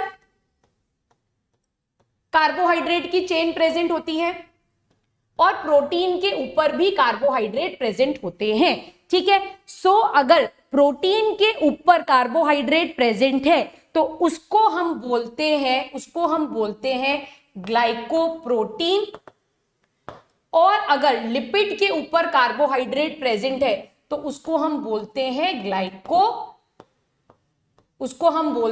ग्लाइकोलिपिड, ठीक है। तो मैंने जब कॉम्पोजिशन ऑफ प्लाज्मा मेम्ब्रेन बताया था तो मैंने आपको बोला था कि mainly it is made up of lipids and protein and it also contains carbohydrate and water. Water को तो छोड़ दो, वाटर तो है ही है।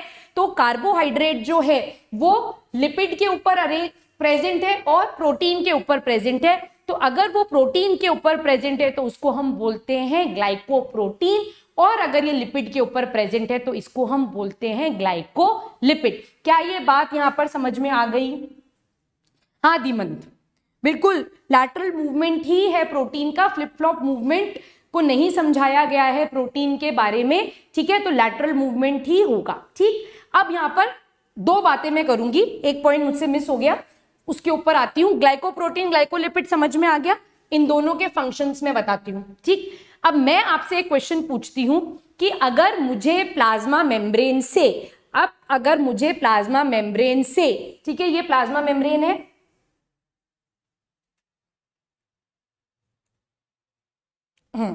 ये मिल गया मुझे कुछ सामान, ये प्लाज्मा मेम्ब्रेन है, क्या आपको दिख रहा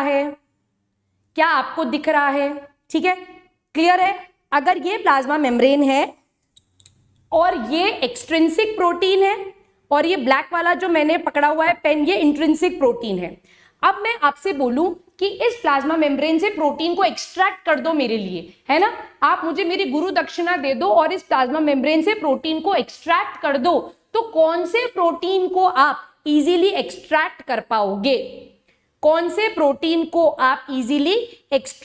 पाओगे? ये मुझे कमेंट बॉक्स सेक्शन में बताओ। Which of the protein would be most easily extracted from the plasma membrane? Extrinsic वाला या इंट्रिंसिक वाला, कौन सा होगा? क्रिश का आंसर आया मेरे पास extrinsic, which is absolutely right. तो मैं डिक्टेट कर रही हूं, आप इस लाइन को अपनी नोटबुक में लिख लीजिए। The extrinsic protein can be easily extracted from the plasma membrane. Very good very good, सबका जवाब आ गया, बहुत बढ़िया, शाबाश। ठीक है, अब मैं इस एक्सट्रिंसिक प्रोटीन को मेरी पेंसिल पे दोबारा लगा देती हूँ। ठीक है, जब तक आप एक पॉइंट लिख लो, the extrinsic proteins can be extracted from the plasma membrane, और इंट्रिंसिक प्रोटीन को एक्सट्रैक्ट करना डिफिकल्ट होता है। ठीक है, क्लियर हो गई ये बात। अब बात करेंगे ग्लाइकोप्रोटीन और ग्लाइकोलिपिड के फंक्शन के बारे में।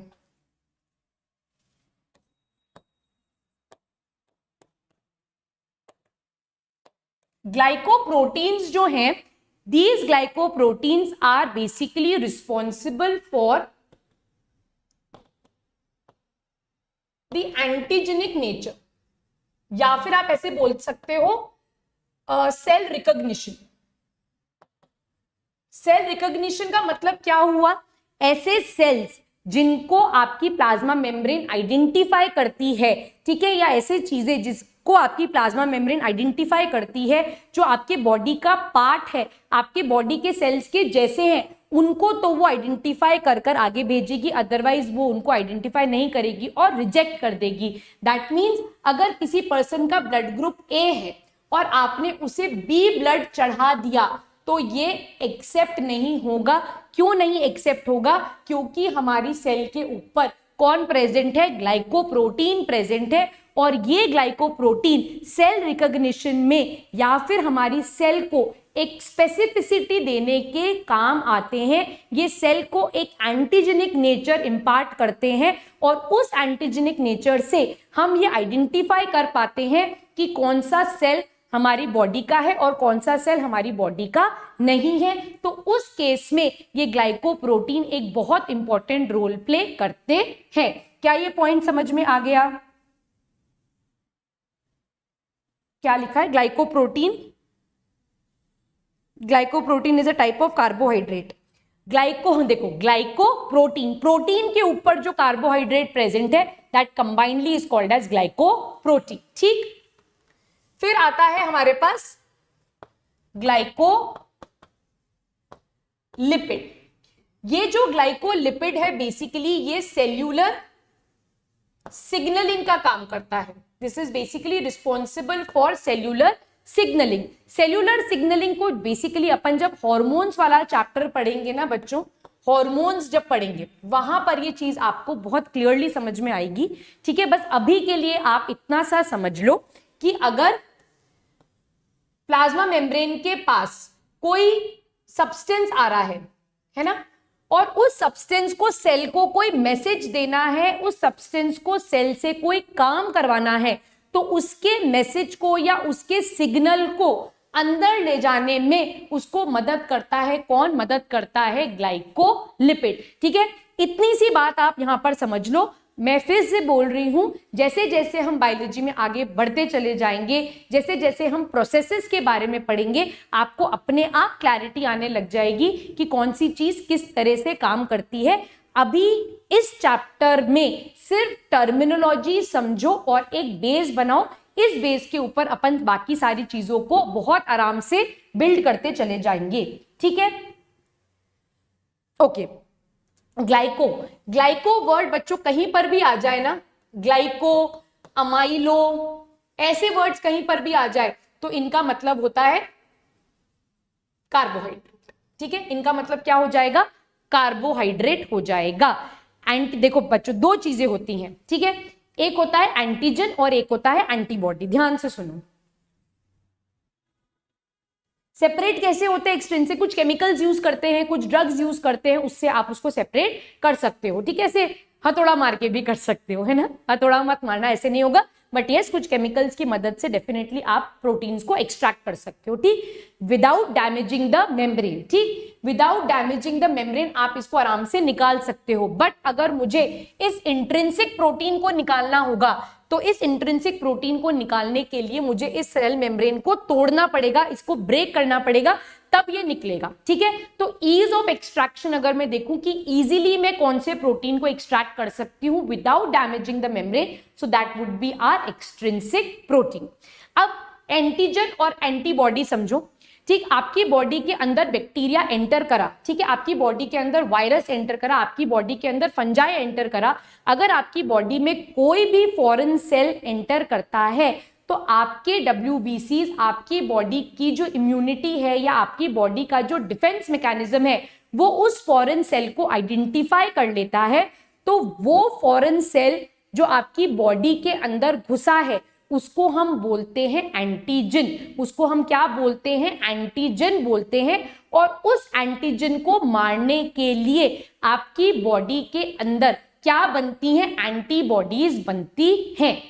वापस से सुनो, कोई भी सेल जो होता है, whether it is bacteria, whether it is fungi, whether it is your body cell, whether it is your friends body cell, कोई सा भी अगर सेल होगा तो उसके बाहर उसको एक स्पेसिफिसिटी देने के लिए कुछ प्रोटीन्स प्रेजेंट होंगे, उन प्रोटीन्स के साथ कार्बोहाइड्रेट प्रेजेंट होते हैं और उसको हम बोलते हैं ग्लाइकोलिपिड। अब ग्लाइकोलिपिड का जो स्ट्रक्चर है वो सेल टू सेल वेरी करता है, हर सेल के लिए ग्लाइकोलिपिड का स्ट्रक्चर जो है वो डिफरेंट होता है और वही उसको एक स्पेसिफिसिटी देता है, वो उसको एक कैरेक्टरिस्टिक फीचर देता है। अब अगर कोई ऐसा सेल बॉडी के अंदर एंटर कर जाए जिसका स्ट्रक्चर या जिसके बारे में आपकी बॉडी को नहीं पता, तो वो आपके लिए एक फॉरेन सेल हो जाएगा, वो आपके लिए एक एंटीजन हो जाएगा और उस एंटीजन के अगेंस्ट आपकी बॉडी क्या बनाएगी, एंटीबॉडीज बनाएगी। ठीक है, तो एग्जैक्टली हमारे सेल के ऊपर भी कुछ पार्ट्स ऐसे प्रेजेंट है जो कि उसको एक एंटीजेनिक नेचर देते हैं, उसको एक स्पेसिफिसिटी देते हैं। तो हमारे बॉडी के सेल्स दूसरी सेल्स को आइडेंटिफाई करेंगे, उसको आपकी बॉडी का पार्ट मानेंगे। जैसे अगर आपका ब्लड ग्रुप ए है, ठीक है, आपका ब्लड ग्रुप ए है और आपको ब्लड की नीड पड़ी तो आपने किसी ए वाले से ब्लड को ले लिया, ठीक है, तो ये ए और ए तो एक जैसा है ना, तो आपकी बॉडी उसे एक्सेप्ट कर लेगी क्योंकि इसका एंटीजन और आपकी बॉडी का जो एंटीजन है वो एक जैसा है। बट अगर मैं ए वाले को बी ब्लड दे दूं तो इन दोनों का एंटीजेनिक नेचर जो है वो अलग अलग है, तो यहां पर ये एक्सेप्ट नहीं होगा। तो ये एंटीजेनिक नेचर जो है, ये जो स्पेसिफिसिटी है, ये जो आइडेंटिफिकेशन वाला पार्ट है, ये कौन कर रहा है, ये ग्लाइकोप्रोटीन कर रहा है। क्या ये पॉइंट अब समझ में आ गया? क्या ये पॉइंट अब समझ में आ गया? This is about glycoprotein.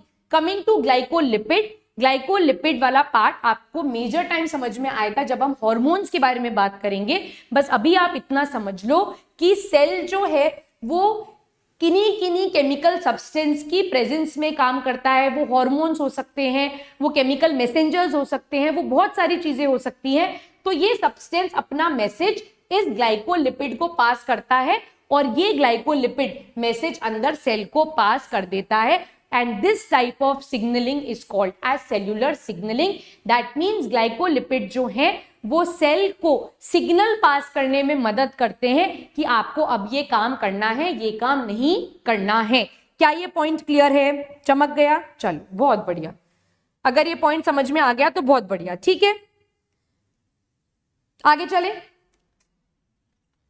चलो अब अपन बात करेंगे, बिल्कुल बेसिक बात कर रही हूं प्लाज्मा मेम्ब्रेन की, अभी ऐसी कोई चीज नहीं बता रही जिससे आप कंफ्यूज हो। नेक्स्ट क्लास जो हाफ एन आवर की क्लास में प्लाज्मा मेम्ब्रेन की लूंगी उसमें मैं वो सारी चीजें आपको बताऊंगी जो कि आपने अभी तक नहीं पढ़ी होंगी, बट यस NSE-JS के पॉइंट ऑफ व्यू से इंपॉर्टेंट है। तो पहले एक बेस बना ले, उसके बाद प्लाज्मा मेम्ब्रेन के बारे में कुछ डिटेल्स में आपको जरूर दूंगी। ठीक, सो अब अपन देखेंगे transport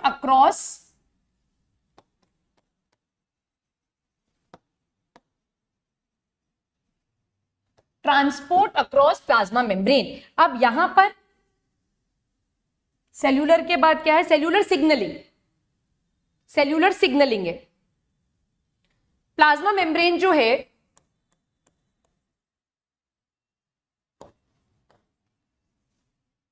plasma membrane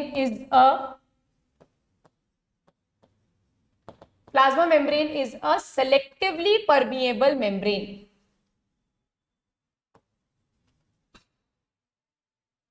selectively permeable membrane का मतलब कुछ सेलेक्टेड चीजों को ही वो अपने अंदर आने देगी और कुछ सेलेक्टेड चीजों को ही बाहर जाने देगी। ऐसे किसी भी चीज को अंदर बाहर नहीं होने देगी. This is the main characteristic feature of plasma membrane, that it is selectively permeable in nature. ये कैसी है? सेलेक्टिवली परमिएबल इन नेचर है. क्या ये पॉइंट क्लियर है? केवीपीवाई बायोलॉजी बुक, आप उसको सॉल्व कर सकते हो, बिल्कुल बिल्कुल सॉल्व कर सकते हैं आप उस बुक को, अच्छी बुक है वो. सेलेक्टिवली परमिएबल मेम्ब्रेन समझ में आ गया.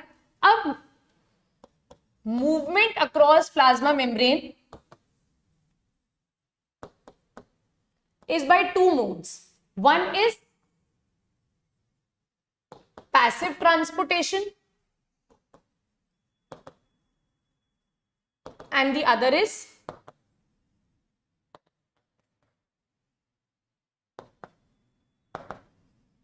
पैसिव ट्रांसपोर्टेशन है और एक है एक्टिव ट्रांसपोर्टेशन.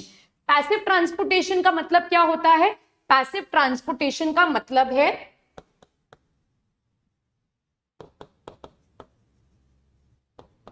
अच्छा मैं नेक्स्ट स्लाइड पे लिखती हूं.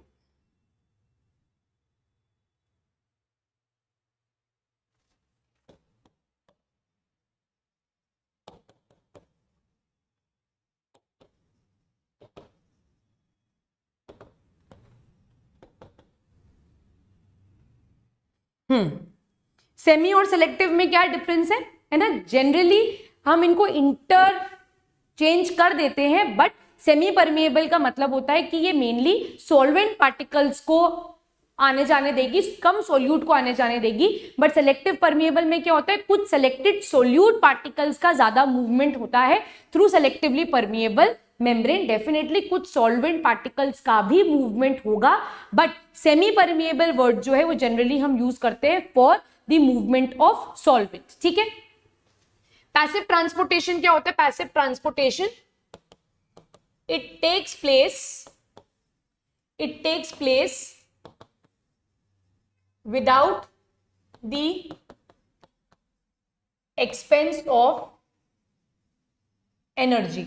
यहां पर आपको एनर्जी खर्च नहीं करनी पड़ती, और यहां पर एनर्जी का मतलब है विदाउट यूजिंग एटीपी. आप सबको एटीपी का मतलब मालूम है ना? एटीपी स्टैंड्स फॉर, हाँ very good Krish, absolutely correct, कि without using energy, that means बिना एटीपी खर्च करे अगर ट्रांसपोर्टेशन हो रहा है, कोई चीज मूव कर रही है, so that is called as passive transportation. यहां पर आपको एनर्जी खर्च करनी नहीं पड़ेगी.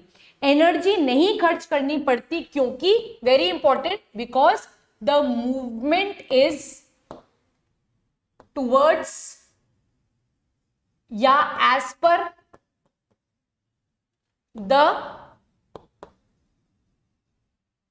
it is as per the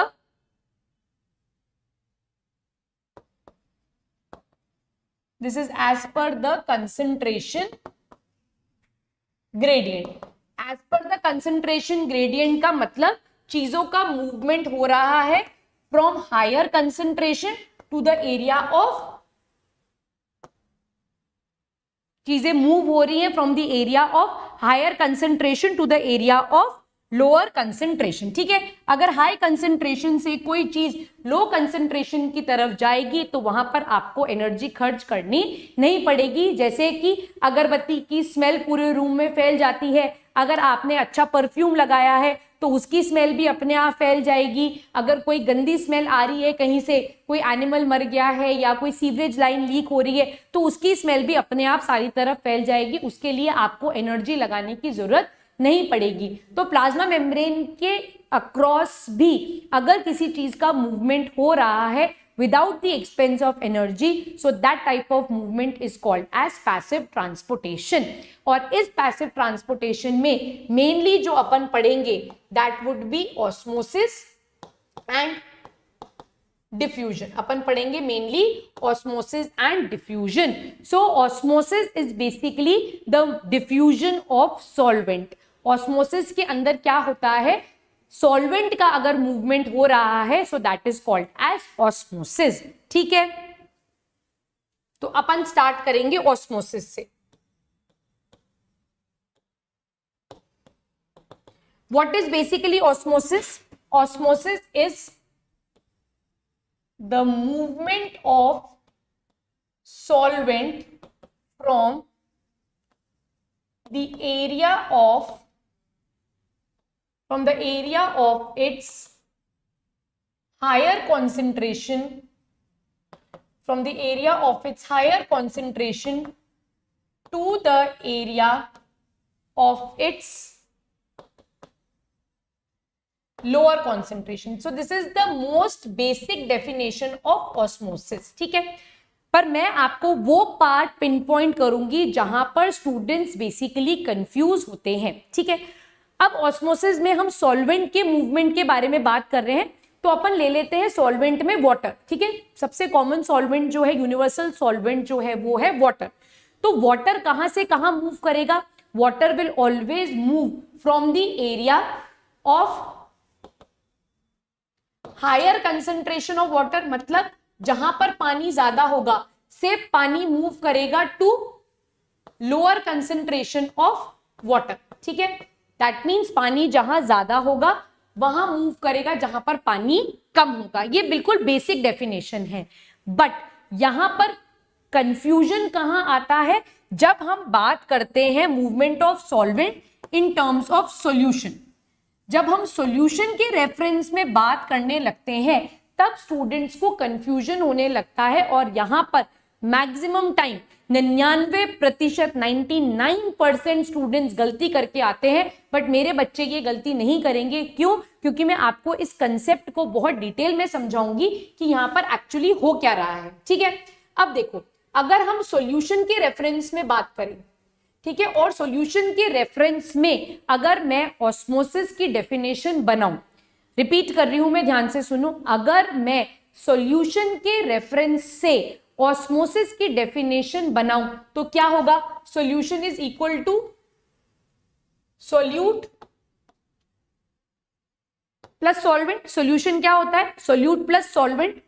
दो टाइप के सॉल्यूशन होते हैं हमारे पास, दो टाइप के सॉल्यूशंस होते हैं हमारे पास. एक होता है डाइल्यूट सॉल्यूशन और एक होता है हमारे पास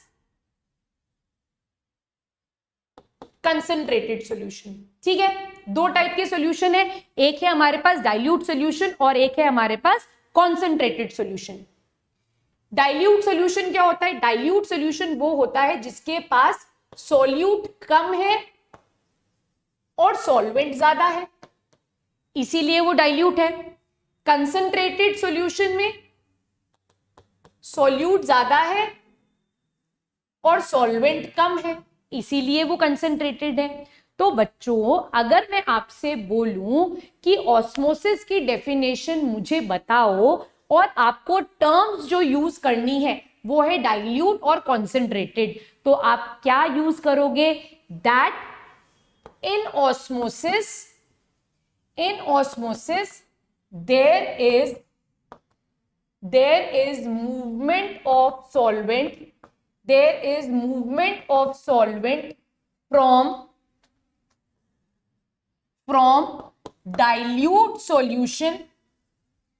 dilute solution to concentrated solution. हाँ या हाँ? क्योंकि ना तो मैं यहां सुनूंगी ही नहीं, तो आपको जवाब देना है हाँ या हाँ. अगर मैं बोलूं कि इन दो टर्म्स को यूज कर आपको मुझे ऑस्मोसिस की डेफिनेशन बतानी है तो क्या होगा? In osmosis there is movement of solvent from dilute solution to concentrated solution. क्या ये समझ में आया? क्या ये पॉइंट समझ में आया यहां पर? ठीक है, तो डाइल्यूट सॉल्यूशन जो है वहां से सॉल्वेंट मूव होगा और कहां जाएगा? कंसंट्रेटेड सॉल्यूशन पर. ठीक, चमक गया? हाँ चमक गया. चलो, चमक गया कंसेप्ट, बल्ब जला लिया जाए. ठीक है, अब हाँ या हाँ में मुझे जवाब दो, हाँ या हाँ में मुझे जवाब दो. क्या मैं डाइल्यूट सॉल्यूशन को लेस कंसंट्रेटेड सॉल्यूशन लिख सकती हूं? हाँ या हाँ? क्या मैं डाइल्यूट सॉल्यूशन को लेस कंसंट्रेटेड सॉल्यूशन लिख सकती हूं? क्या मैं कंसंट्रेटेड सॉल्यूशन को मोर या हाई कंसंट्रेटेड सॉल्यूशन लिख सकती हूं, हाँ या हाँ, हाँ या हाँ, हाँ लिख सकती हूँ, बिल्कुल लिख सकती हूँ, है ना, लिख सकती हूं। तो अगर मैं अब आपको बोलूं बच्चों कि इन दो टर्म से लेस कंसंट्रेटेड सॉल्यूशन और हाई कंसंट्रेटेड सॉल्यूशन से मुझे ऑस्मोसिस की डेफिनेशन बनाकर बताओ, तो क्या आप बना सकते हो? बिल्कुल बना सकते हैं मैम। तो क्या लिखेंगे? इन osmosis there is movement of solvent, there is movement of solvent from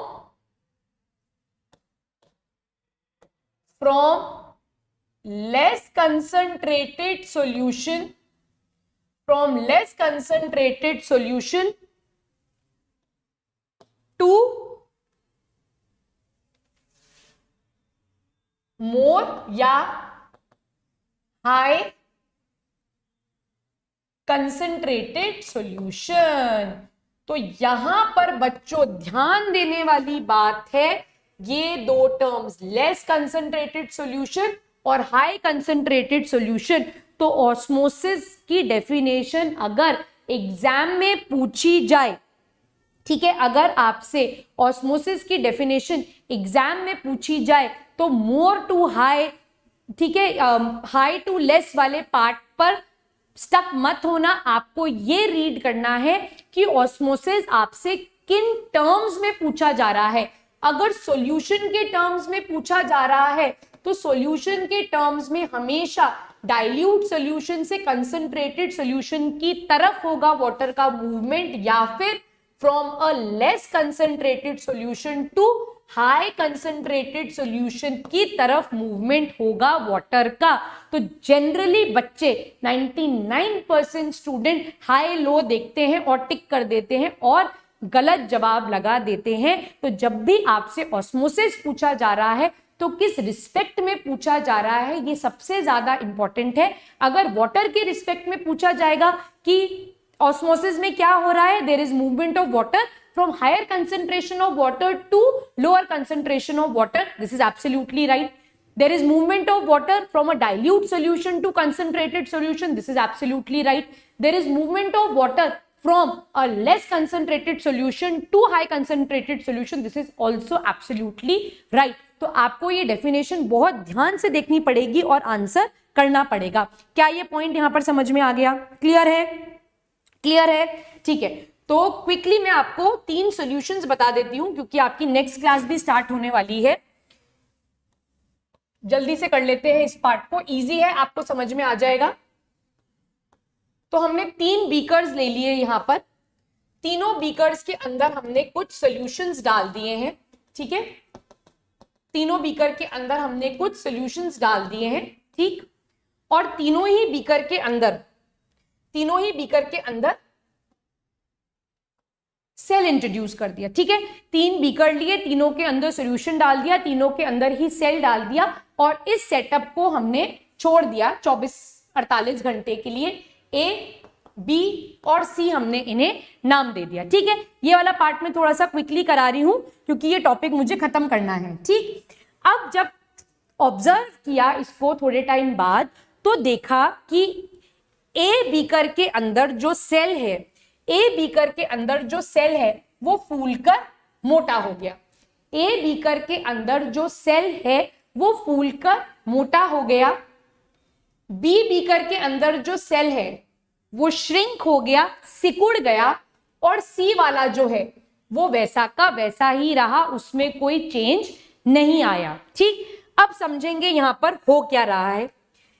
ए वाले बीकर के अंदर सेल फूलकर मोटा हो गया, दैट मीन्स सेल जब भी फूलकर मोटा हो रहा है दैट मीन्स उस सेल के अंदर बाहर से पानी अंदर जा रहा है।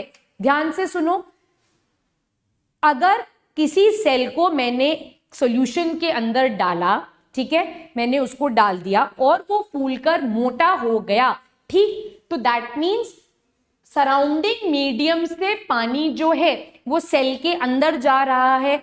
अगर सराउंडिंग मीडियम से पानी सेल के अंदर जा रहा है, दैट मीन्स पानी का कंसंट्रेशन मीडियम में ज्यादा है या सेल में ज्यादा है? मीडियम में ज्यादा है, इसीलिए पानी हायर कंसंट्रेशन ऑफ वाटर से लोअर कंसंट्रेशन की तरफ जा रहा है। दोबारा से सुनो मेरी बात, मैंने एक बीकर लिया ए, उसके अंदर एक सॉल्यूशन डाल दिया, ठीक उस सॉल्यूशन के अंदर मैंने एक सेल डाल दिया और इस सेटअप को मैंने छोड़ दिया। थोड़े टाइम बाद जब मैंने देखा तो जो सेल है हमारा वो फूलकर मोटा हो गया है, ठीक है। जैसे मुंह फूल जाते हैं ना लोगों के नाराज होने पर, वैसे ही सेल जो है वो फूलकर मोटा हो गया। दैट मीन्स सेल अगर मोटा हुआ है, दैट मीन्स पानी सराउंडिंग मीडियम से सेल के अंदर गया है, ऑस्मोसिस हुआ है। अगर पानी सराउंडिंग मीडियम से सेल के अंदर गया है, दैट मीन्स मीडियम के अंदर पानी ज्यादा था इन कंपैरिजन टू सेल, इसीलिए पानी बाहर से अंदर की तरफ गया। तो ऐसे प्रोसेस को हमारे बायोलॉजी के शास्त्रों में क्या कहा गया है? एंड ऑस्मोसिस कहा गया है। और ऐसे सॉल्यूशन को हाइपोटोनिक सॉल्यूशन कहा गया है। ऐसे सॉल्यूशन को हाइपोटोनिक सॉल्यूशन कहा गया है। क्या ये पॉइंट समझ में आया? एंड ऑस्मोसिस का मतलब when the water in the surrounding medium, when the concentration of water in the surrounding medium is more than that of cell, the cell will swell. This process is called as end osmosis and the solution is called as hypotonic solution. ऐसे solution को हम hypotonic solution बोलेंगे। और आप ये सब देख चुके हो, अगर नहीं देखा है तो आज कुछ किशमिश को लेना, ठीक है, और उनको पानी के अंदर डाल देना। सुबह देखना किशमिश जो होगी वो फूलकर मोटी हो जाएगी। दैट मीन्स आपने जब किशमिश को पानी के अंदर डाला तो वाटर का कंसंट्रेशन जो है वो किशमिश के बाहर ज्यादा था, इसीलिए एंड ऑस्मोसिस का प्रोसेस हुआ और किशमिश जो है वो फूल गई। क्लियर है ये बात? समझ में आ गया ये कंसेप्ट? कोई डाउट तो नहीं है? So this is called as endosmosis, solution is called as hypotonic. और ये सेल जो फूलकर मोटा हो गया है, ऐसे सेल को हम बोलते हैं turgid cell. This cell is called as a turgid cell. Clear है ये बात? क्लियर? सेकेंड सिचुएशन देखो, सेल को पानी में डाला या सेल को एक सॉल्यूशन में डाला और वो श्रिंक हो गया। अगर सेल श्रिंक हो गया, दैट मीन्स पानी सेल से बाहर निकला है। पानी जो है वो सेल से बाहर निकला है, दैट मीन्स मीडियम के कंपैरिजन में वाटर का कंसंट्रेशन सेल में ज्यादा था। अगर सेल से पानी बाहर निकला है तो ऑस्मोसिस के हिसाब से वाटर का कंसंट्रेशन सेल के अंदर ज्यादा था इन कंपैरिजन टू मीडियम, इसीलिए पानी बाहर निकल गया। पानी जैसे ही बाहर निकल गया, सेल श्रिंक हो गया। तो इस प्रोसेस को हमारे शास्त्रों में एक्स ऑस्मोसिस कहा गया है। इस प्रोसेस को एक्स ऑस्मोसिस कहा गया है। और ऐसे सॉल्यूशन को हाइपरटोनिक सॉल्यूशन कहा गया है। ऐसे सॉल्यूशन को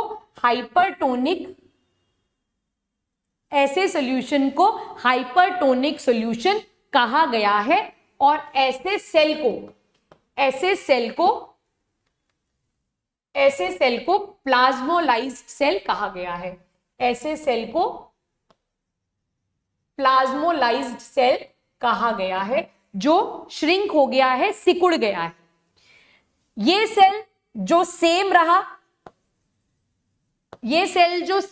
दैट मीन्स ना तो पानी अंदर आया ना ही पानी बाहर गया। तो ऐसे सॉल्यूशन को आइसोटोनिक सॉल्यूशन कहते हैं। ऐसे सॉल्यूशन को आइसोटोनिक सॉल्यूशन कहते हैं, जिसमें ना तो सेल से पानी बाहर जा रहा है और ना ही बाहर से पानी अंदर आ रहा है। तो ये बेसिकली 3 टाइप के सॉल्यूशन है जिसमें एंड ऑस्मोसिस और एक्स ऑस्मोसिस होता है। I will definitely send the DPP, ठीक है।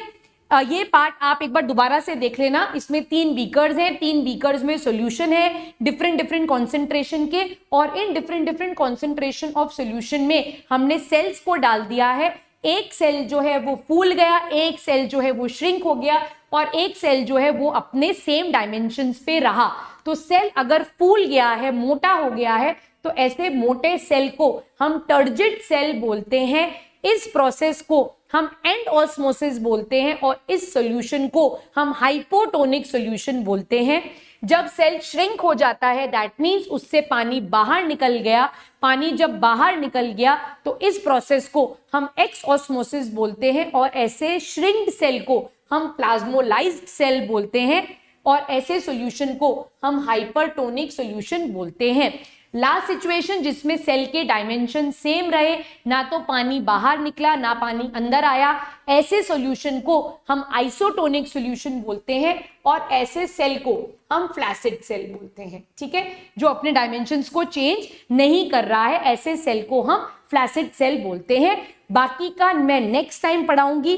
ठीक है, और डीपीपी में जरूर डाल दूंगी और आप बाकी पढ़ते रहिए। कोई भी डाउट हो तो कमेंट बॉक्स सेक्शन में ड्रॉप कर दीजिए।